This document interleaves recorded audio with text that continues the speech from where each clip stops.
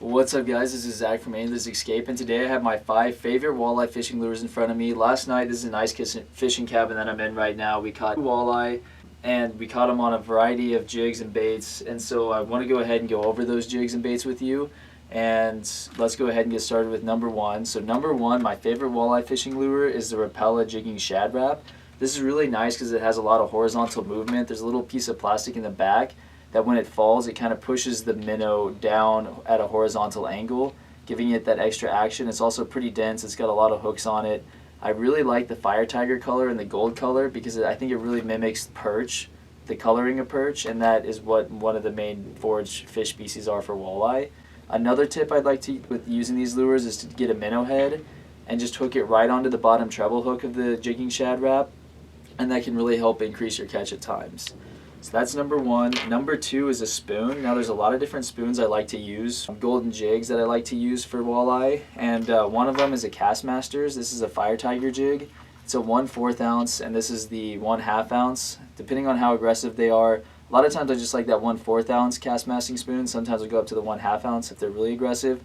Again, I'll put a minnow head on the bottom treble, and it has good action, a lot of flutter. Another spoon that I really like is the flutter spoon, and this is vibrating. What's nice about this is there's some beads in there, so it creates a lot of rattle, and this helps draw in the fish and grabs their attention. And finally, the last jigging spoon that I like to use is a glow-in-the-dark jigging spoon.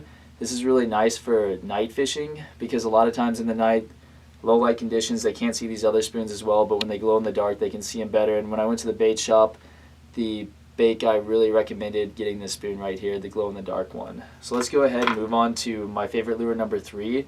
And that's just a plain old jig with a minnow head or a live minnow. So right here I have a minnow head. A lot of times I'll hook that on to like a smaller jig like this, maybe a 1/32 ounce jig, and just do really slow jig movements. When you're jigging for walleye, you don't want to do massive movements. You want to just move it up and down like 6 inches, and then you'll pause it for about 10 seconds, and usually they'll hit on that pause, and then to regain their attention, you'll start jigging it a little bit again. They'll come in for it, and then you'll stop it, and that's when they'll take it.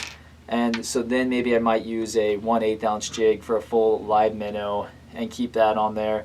Another good point to make with jigging with these jigs is a tungsten jig is a lot denser, so it reacts a lot faster, and you can get a smaller jig and it still is really easy to control and have erratic movement. So tungsten is about twice as dense as lead, so it's a nice jig to use. And so finally, let's go ahead and move on to number 4. And number 4 I'd have to say is a tie between the Swedish Pimple and the Forage minnow. Both are great for walleye. Again, a lot of times I like to tip these with minnow heads. You don't always have to, but I also catch a lot of perch on both of these, so it's kind of like a good lure for perch and walleye if both are in the area. And so number 5 is the Lindy Darter. This is a good one if I'm catching a lot of walleye on minnows and they're feeding aggressively. A lot of times I'll throw down one of these Lindy Darters, and usually I can start saving minnows and they'll start hitting on these Lindy Darters. It's a little bigger bait, but it still has a lot of good horizontal movement when it's going down and a lot of erratic motion. And another thing is even if I'm not getting bites on this, a lot of times it stirs up the fish's curiosity.